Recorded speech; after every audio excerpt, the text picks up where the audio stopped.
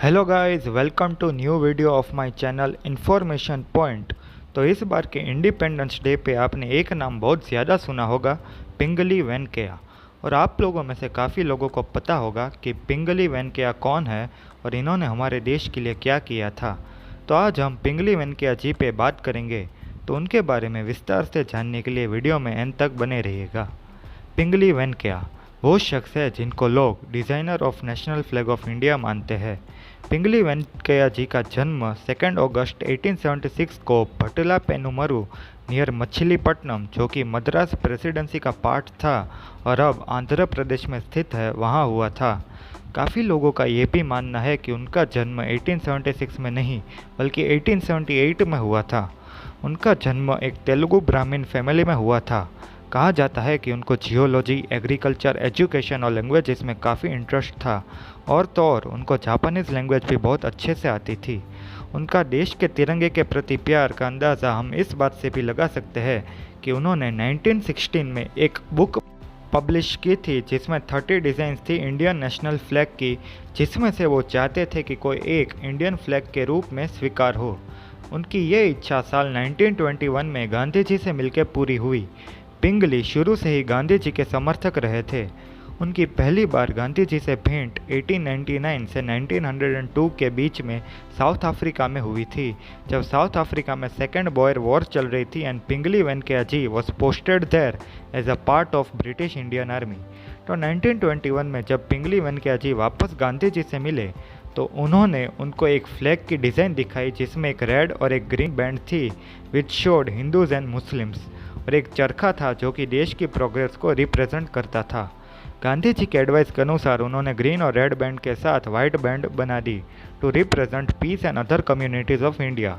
ये फ्लैग 1931 तक यूज़ में रहा, जब कांग्रेस कमेटी ने 1931 में रेड बैंड को रिप्लेस करके सेफ्रन ऐड कर दिया और कलर का ऑर्डर चेंज कर दिया which is saffron, white and green, और बीच की वाइट बैंड पर चरखा रख दिया जो कि इंडिपेंडेंस के बाद अशोक चक्र से रिप्लेस हो गया। और ये decision national flag committee under president Rajendra Prasad का था। तो आप में से काफ़ी लोग सोचते होंगे कि ऐसा क्या हुआ जिसके कारण वेंकैया जी को नेशनल फ्लैग बनाने का विचार आया। तो जब वो साउथ अफ्रीका में ब्रिटिशर्स की तरफ से सेकेंड बॉयर वॉर लड़ रहे थे, तभी एक इंसिडेंट हुआ जब सभी सोल्जर्स को ब्रिटिश नेशनल फ्लैग को सैल्यूट करना था। ये बात वेंकैया जी के दिमाग में इस तरह बैठ गई कि उन्होंने इंडिया के नेशनल फ्लैग को डिज़ाइन करने का ठान लिया और अपना जीवन नेशनल फ्लैग बनाने के लिए समर्पित कर दिया। वेंकैया जी पहले ऐसे शख्स नहीं थे जिनके दिमाग में फ्लैग डिज़ाइन करने का विचार आया। माना जाता है कि उन्होंने जब फ्लैग डिज़ाइन किया उससे पहले भी 4 फ्लैग्स डिज़ाइन हुए थे। माना जाता है कि सबसे पहला फ्लैग स्वामी विवेकानंद के शिष्या सिस्टर निवेदिता ने 1904 तो 1906 के बीच में डिज़ाइन किया था।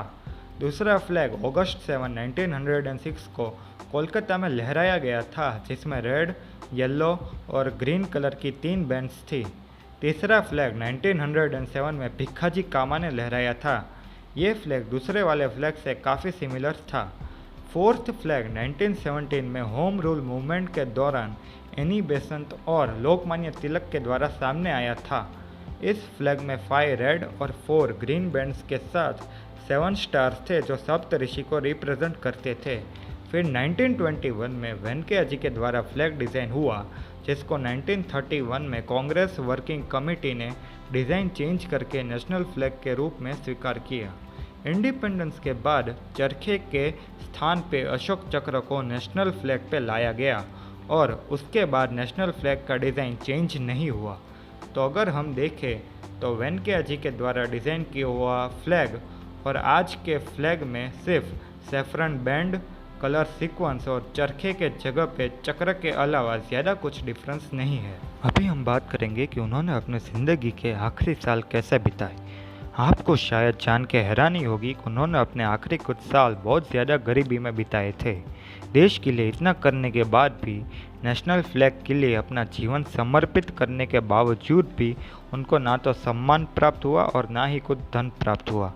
टाइम्स ऑफ इंडिया की एक रिपोर्ट के अनुसार जिस ज़मीन पर वो एक झोपड़ी बांध के रहते थे, वो ज़मीन उनको आर्मी में ड्यूटी करने के बाद इनाम के तौर पे दी गई थी।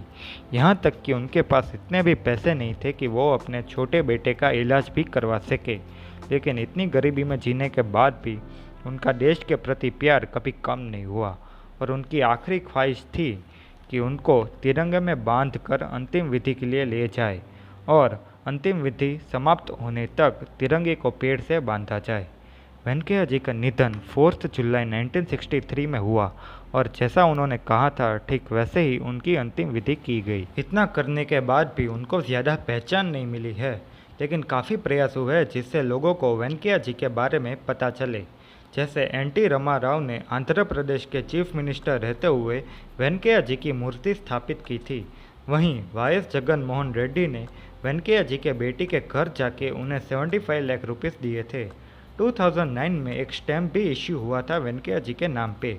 2015 में वेंकैया नायडू जी ने एयर विजयवाड़ा का नाम बदल के पिंगली वेंकैया जी के नाम पे रखा और उसके प्रीमाइसिस पे वेंकैया जी के स्टैचू का अनावरण किया था।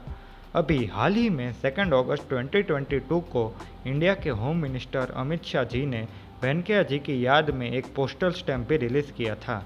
तो ये थी हमारी आज की वीडियो पिंगली वेंकैया जी के बारे में।